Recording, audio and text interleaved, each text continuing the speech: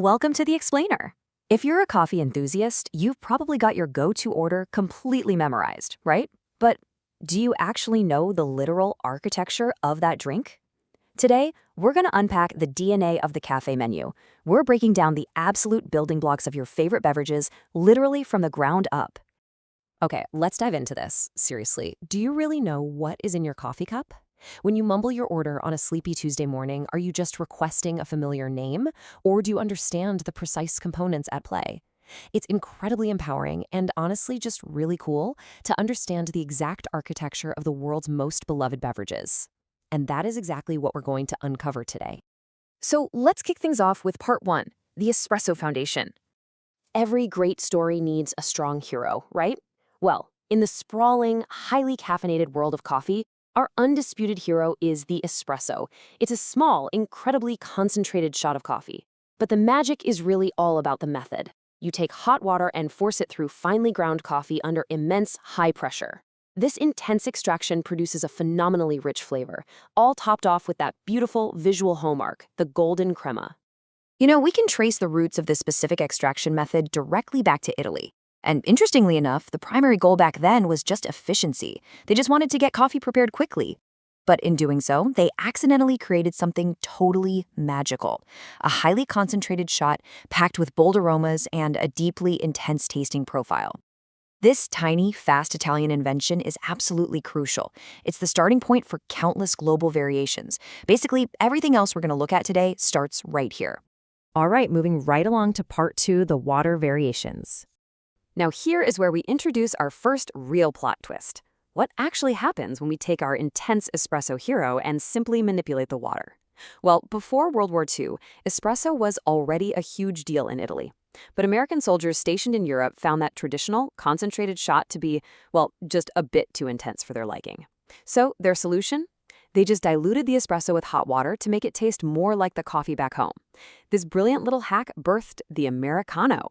It's a larger, milder drink that dials back the espresso's intensity while totally keeping its core flavors intact. And today, it remains a massively popular choice if you're looking for a smooth, black coffee experience. Now, what's really interesting about this next bit is that we can also alter the water during the actual brewing process, not just after the fact. By simply tweaking the water volume and the extraction time at the machine itself, we get two vastly different results, the Ristretto and the Lungo. Let's look at the Ristretto first. For this one, the barista uses less water and a much shorter extraction time. By cutting the process short, the resulting drink actually tastes sweeter and less bitter. You're left with a highly concentrated, super rich texture. On the flip side, we have the Lungo, which literally translates to long. Here, they run more water through the grounds for a longer extraction. This creates a larger drink with a lighter body, but because of that extra time, it pulls out a lot more bitterness. It's actually a very popular European middle ground for folks wanting a longer drink, but who don't want to just pour hot water on top like an Americano. Okay, let's switch gears for part three, the milk variations. So we've covered water, now let's introduce milk. Stained or marked. Does anyone know what popular coffee order this translates to? Well, it's actually the literal Italian translation of the word macchiato. It's a total aha moment when you realize you've been ordering a stained coffee all this time. And that translation tells you exactly what the drink is. The classic macchiato is basically an espresso topped with just a tiny amount of steamed milk or foam. It's this incredibly delicate balance. That little touch of milk stains the drink, just barely softening the intense edge of the espresso without masking its strong core character. It leaves the coffee's true identity completely intact. And this brilliantly illustrates our next point. What if we want to go heavier on the milk? Well, that brings us to the construction of the cappuccino. It's a very precise three-part build. Step 1. We always start with our espresso foundation. Step 2. We add a generous layer of steamed milk. And finally, step 3, we cap the whole thing off with a thick, luxurious layer of milk foam right on top. Because of that super precise ratio, the cappuccino offers a wonderfully smooth texture and a perfectly balanced flavor. That thick foam provides this light, creamy mouthfeel, but, and this is key, the espresso hero remains entirely prominent. You can still really taste the coffee, which is exactly why it has long been such a beloved traditional part of daily morning routines all over the world.